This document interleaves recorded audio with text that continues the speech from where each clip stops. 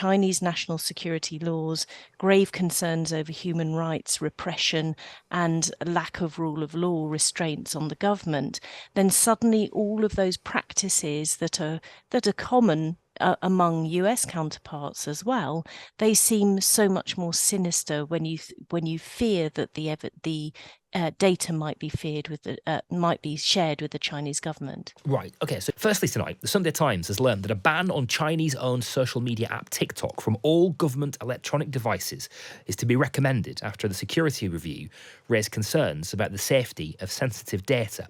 An initial review was done by the Government Security Group, which is a cabinet committee. However, more recently, it's understood that experts at GCHQ's National Cybersecurity Centre assessed the app and identified risks to sensitive information. Well, owned by Chinese company ByteDance, TikTok has long maintained that it doesn't hold data in China or share it with Beijing. Well, let's speak to Ellen Judson now, who is the head of the Centre of the Analysis of Social Media. Hello, Ellen. And Emily Taylor, who is the CEO of Oxford Information Labs and an expert in international security. Emily, hello there. Hello there.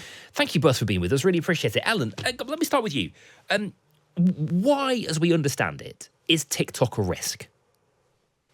So I think, seeing the pattern across the world at the moment, the UK is very much not on its own in these worries about TikTok and the security of it and the privacy implications of using it.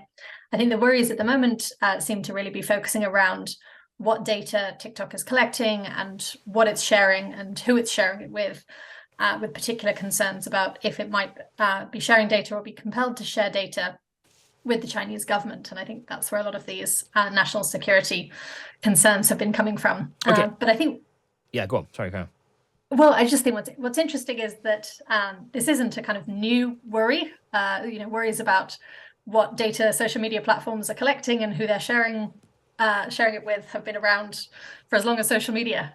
So I think it's interesting that this is being portrayed as a very new risk when actually I think this is a kind of continuation of a lot of the challenges we've been having over the last few years. Yeah. Okay, Emily, help us answer some of those questions then. So let's start with the first one that Ellen poses. What is it collecting? What is their suggestion that TikTok is collecting data-wise? Well, if you look at TikTok's privacy policy, or privacy policy, if you want to succumb to Americanisms, Daryl, it's over 5,000 words long. And actually, as Ellen says, it's very familiar reading to anyone who's looked at the privacy policies of other free-to-use platforms. In fact, it spells it out in great detail, and in terms of the GDPR, the privacy laws that affect us all.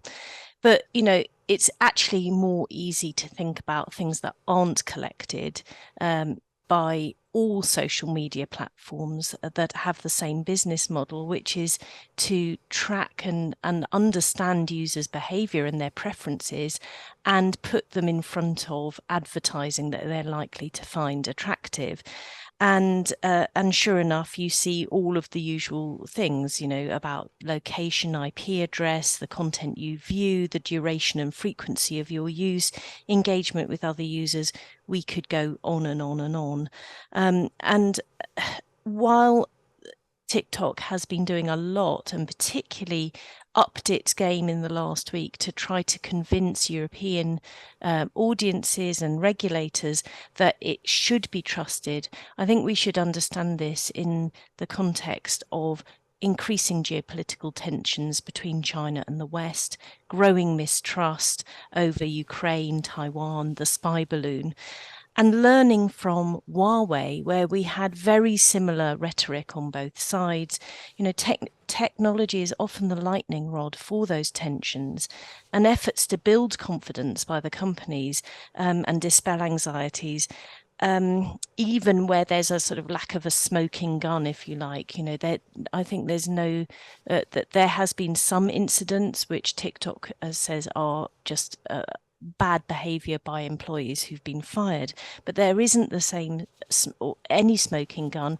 What it is just that undercurrent of mistrust, and what we learn from Huawei is it's very, very difficult for companies to really counter that, because it's all about the context. If you have the Chinese national security laws, grave concerns over human rights, repression, and lack of rule of law restraints on the government, then suddenly all of those practices that are common among US counterparts as well, they seem so much more sinister when you fear that the data might be shared with the Chinese government. Right. Okay. So just to clarify, then, it's not necessarily about what the data that they're collecting, because they perhaps don't collect any more data than my Facebook app would, or my Instagram, or whatever, another social media app.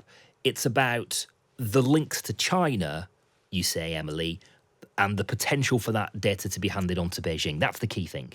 Well, I'd probably argue with your first assumption, though, Daryl, because I think that, as Ellen says, that this business model that relies on such intrusive collection and pervasive collection of data is a concern it's a democratic concern, it's a concern for basic human rights. And it's particularly acute where you have a context like China, where there are laws compelling companies to share data with government, the Chinese government.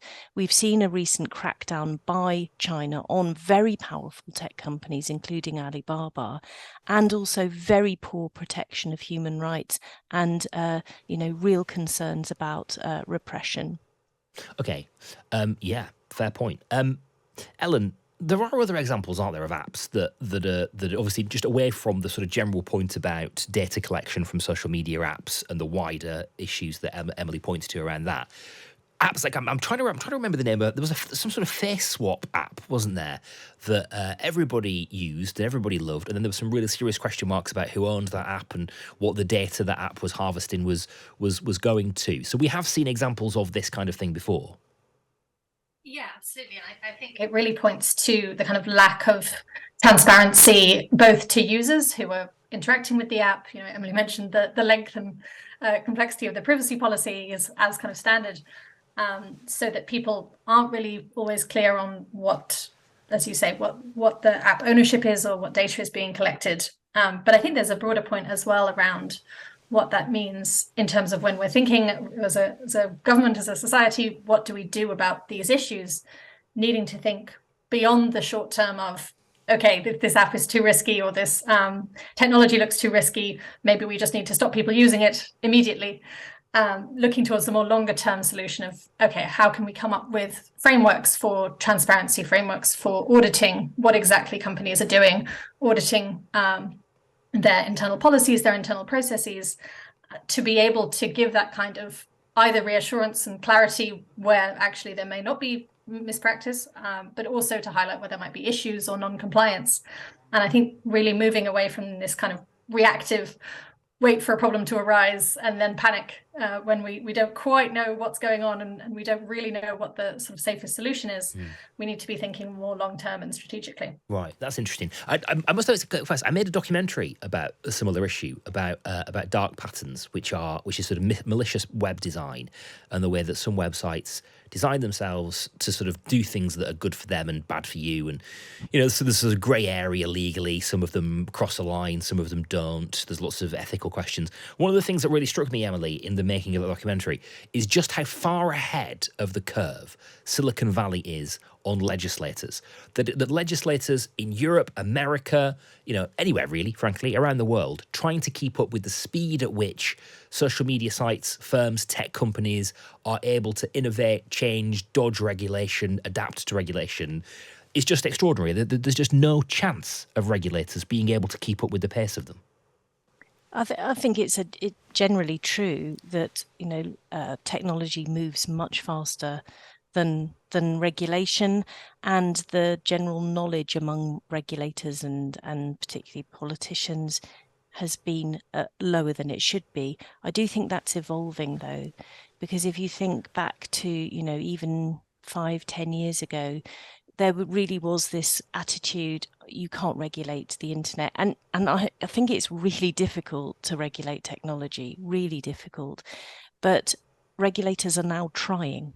They're getting it wrong a lot of the time, but when you look at the papers that particularly that come out of the European Union and the analysis that comes out of the British government, you mentioned the National Cyber Security Centre, they always put out really good stuff. There is actually a very good level of understanding among officials, particularly. So I think that evolution is happening, but it also comes down to resources as well. Governments typically don't have the same resources as a lot of these tech companies. And just one more point, to throw into the mix, I think that often national security is a convenient hook on which to hang economic concerns. There's no doubt that TikTok is an absolute runaway success, particularly among children and young adults, and is eclipsing a lot of the US tech social media platforms in terms of its popularity in the new generations. And I'm sure that that's somewhere in the mix behind these moves. Wow, really? So you think that part of the thinking, especially as part of America is concerned, that they are concerned about the Chinese market, how well this is doing for the Chinese market? I think that, and again, I'm sort of learning, maybe overlearning from the Huawei situation, but I think that the anxieties around the US's role and it has always been used to being technically superior. And in 5G, which was the Huawei case, the US doesn't really have a champion, and even on 6G, it's really faltering. And so I think it was in a very uncomfortable situation. And as the US is looking towards China and its rise, its assertiveness, not only politically, but also economically, and through trade and donor relationships with developing countries, it's easy to see why the US in particular is feeling very daunted and defensive about China and technology. Okay. Just briefly, Ellen, we're also seeing, I mean, the Sunday Times article this weekend considers concerns that have been raised about TikTok's addictiveness, particularly for children. I know that's been part of the conversation that the government and security services here have been having. As Emily points out there, it's perhaps a little broader than the specific issues around data. Do you think that that's in play here? Do you think we're sort of starting to have a conversation about what kind of impact these technology platforms are actually, are having on the fabric of society, really?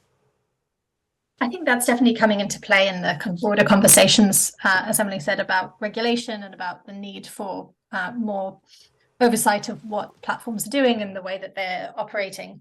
I think in this particular case, the worries about addictiveness seem to be slightly separate to me in that the proposal is that government officials shouldn't necessarily have TikTok on their work phones, which doesn't really address the kind of broader, necessarily social issues associated with these types of apps.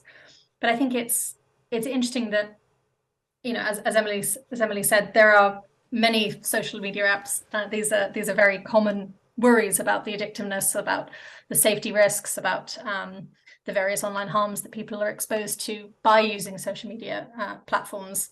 But it's come to a particular head around TikTok rather than perhaps some of the other social media platforms, even though a lot of the potential harms are similar. Okay, just very, very briefly, Emily, we've talked about the sort of geopolitics a little bit, but what are the prospects of a move like this from the government or from the government security services raising tensions with China? I think it's part of a general deterioration in the relationships and strains between Beijing and the West. The UK is definitely not out on its own. The EU made a similar announcement for its institutions and officials just a couple of days ago. Belgium, Sweden, Finland, Czech Republic, Estonia, all the same, and other countries are actively monitoring the situation. So I think again, it's the UK is actually in sync here with European Union partners and also the US and Canada, who are all proposing similar bans. As Ellen says, it's for government officials. Let's make that clear. They're not going to be doing too much crazy dancing and lip syncing, I think. Okay. The real user base is much younger. Okay.